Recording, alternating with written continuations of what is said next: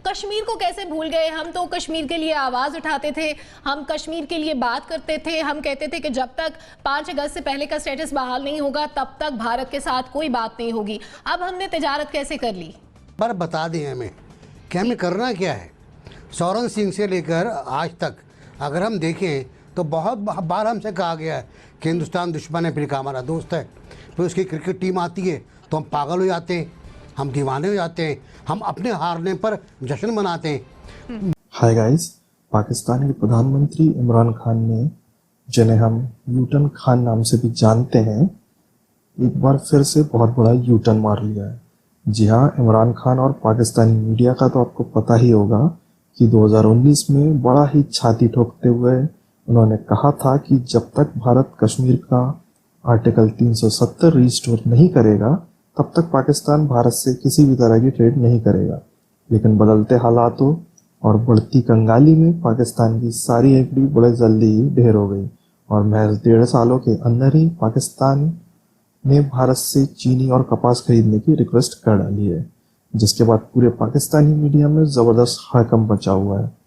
क्योंकि जिस कश्मीर के नाम पर पाकिस्तानी आवाम को जुम्मे के जुम्मे सड़कों पर खड़ा किया गया, महंगा पेट्रोल और महंगी बिजली बेची गई और यहाँ तक कि घास तक चरने को मजबूर किया गया, वही कश्मीर आज पाकिस्तानी मिलिट्री और इमरान खान भारत के सामने सरेंडर करके चीनी और कपास खरीद रही है। तो चलिए देखते हैं आज की वीडियो। अगर वीडियो पसंद आए तो लाइक ज़रूर करें, चैनल को सब्सक्राइब करना ना भूलें और जाते जाते घंटी भी बजा दें। थैंक यू, जय हिंद।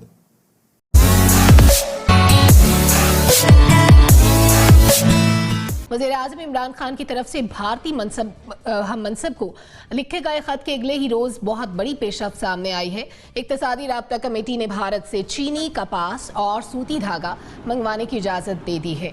पाकिस्तान ने अगस्त 2019 में भारत के साथ 2 तरफ़ा तिजारत को मुअत्तल किया था, जो अब बहाल होने जा रही है। हमारा सवाल ये है कि दोनों ममालिक के दरमियान क्या बात आगे भी बढ़ेगी? नासिर बेग चुगताई साहब।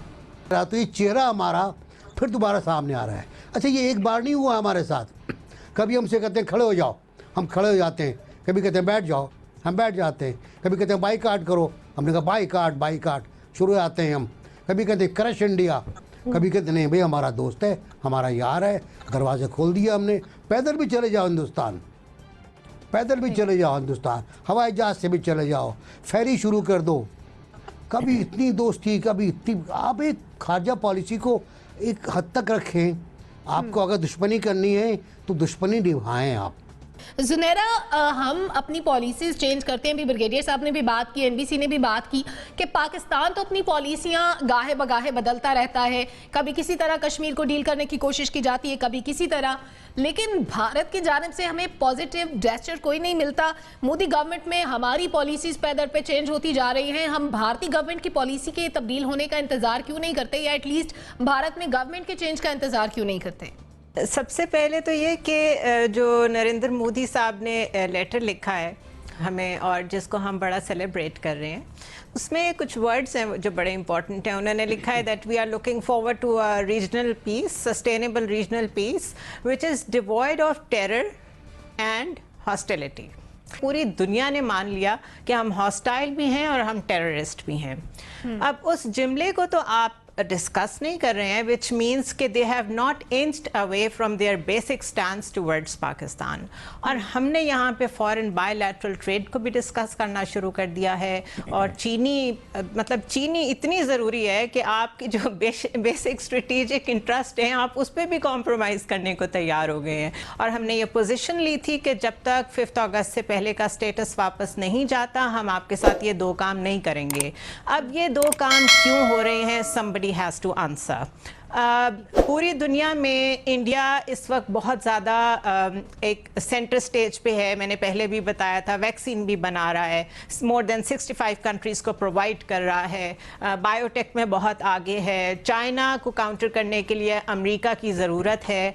तो हमें ये किसकी तरफ से डिक्टेशन आई है, और ये गवर्नमेंट का डिसीजन है या ये सिविल मिलिट्री 1 पेज की एक और शक्ल है? ये है क्या?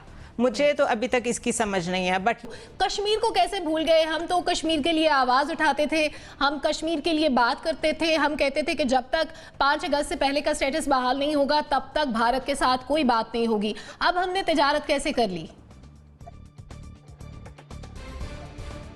देखें, दो मुल्कों के दरमियान जो ताल्लुकात हैं उनको तय करने का या तो फॉरेन पार्लियामेंट है या फॉरेन ऑफिस है, प्राइम मिनिस्टर है, और यकीनन जो नायरा चाहती हैं उसको एक्सप्लेनेशन चाहिए फॉरेन ऑफिस से भी और सिक्योरिटी एडवाइज़र से भी, जबकि मुझे ऐसी कोई एक्सप्लेनेशन नहीं चाहिए, क्योंकि चीज़ें रोज़े रोशन की तरह आया हैं कि हम भारत के साथ ताल्लुकात बेहतर करना चाहते हैं। फैटफ का मसला हल नहीं हो पा रहा, जब तक हम भारत से बातचीत नहीं करेंगे वहाँ से हम नहीं निकल पाएंगे। पाकिस्तान का मुफाद है इस वक्त कि भारत से बातचीत की जाए और कोई रास्ता निकाला जाए कि पाकिस्तान फैटफ से भी निकल सके और आलमी मंजरनामे में भी कोई अपनी पोजीशन बना सके।